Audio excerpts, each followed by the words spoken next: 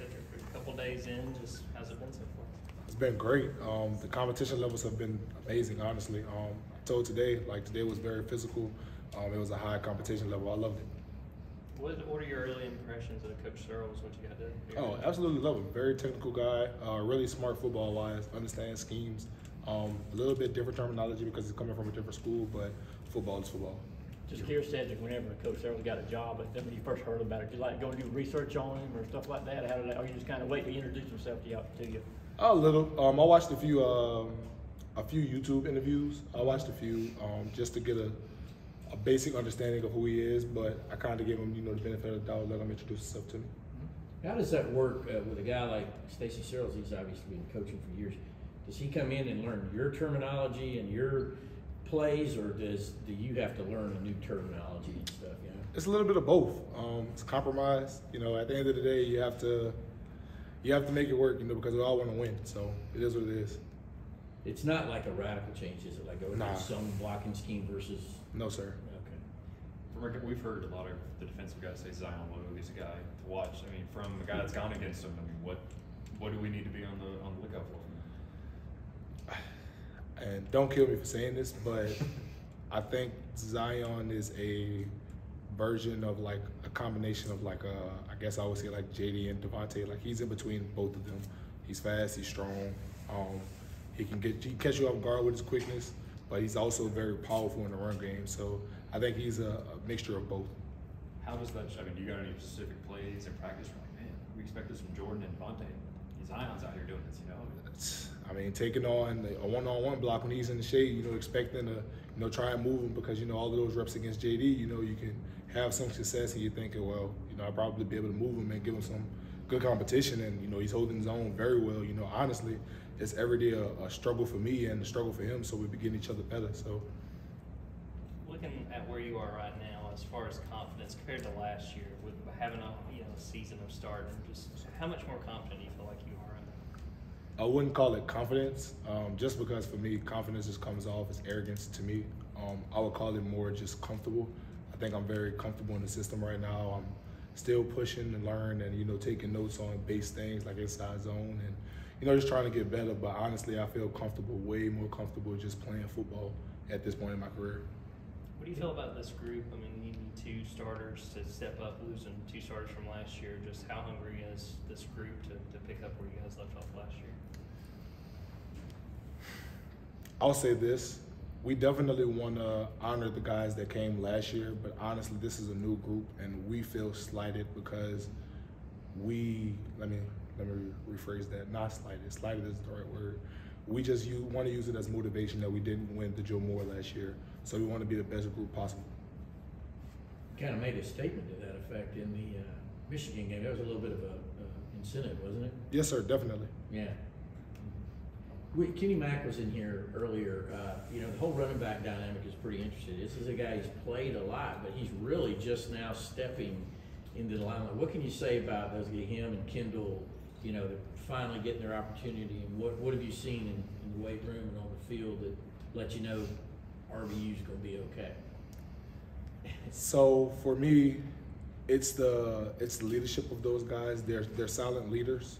Those guys come in and work every day, and they're productive. They were productive when they were playing in supportive roles. So I think now that they'll have the opportunity to, really take on the load and, be with James and Samir were to our team last year, I think that'll be great for them. I have a ton of confidence in them, but honestly, I think a good thing for our team is going to be Dejon Edwards coming in and helping out too. So I'm looking forward to seeing him play as well. What are your expectations for A.D. Mitchell this season?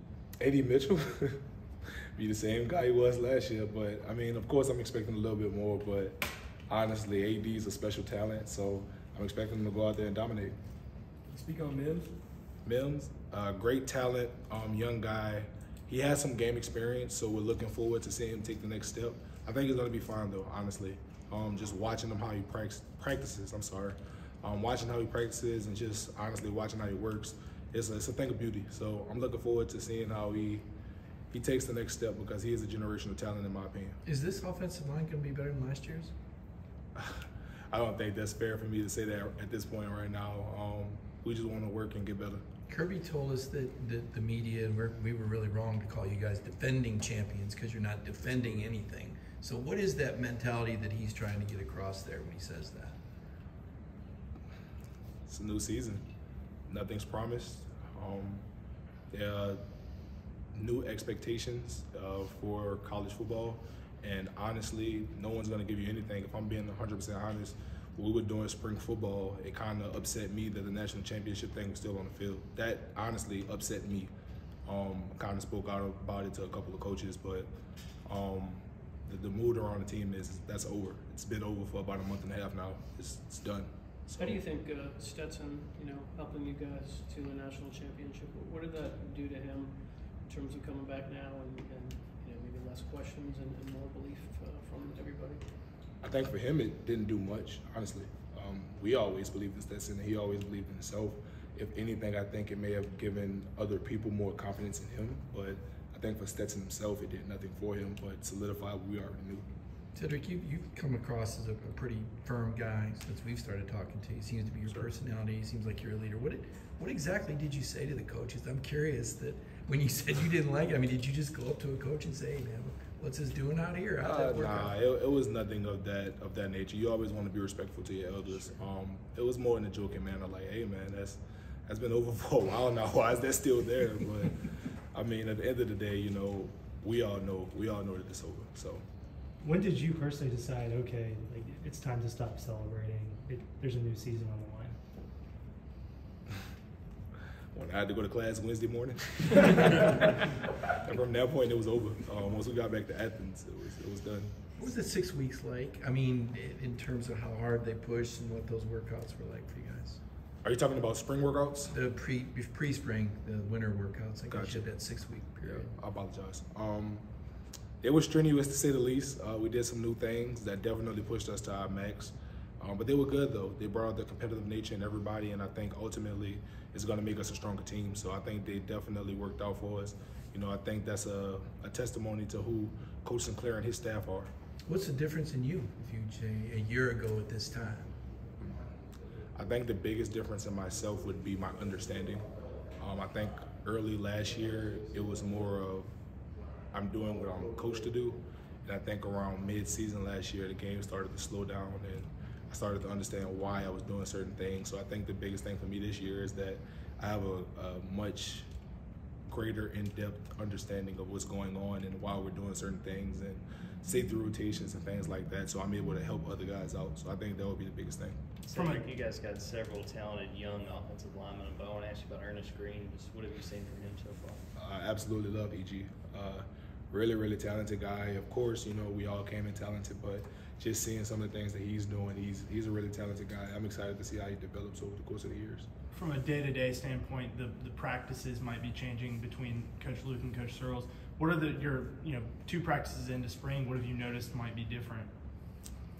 Before I address that, let me just say this. I appreciate everything Coach Luke has done for us, and I absolutely have tremendous love for Coach Luke and his family, so I appreciate them.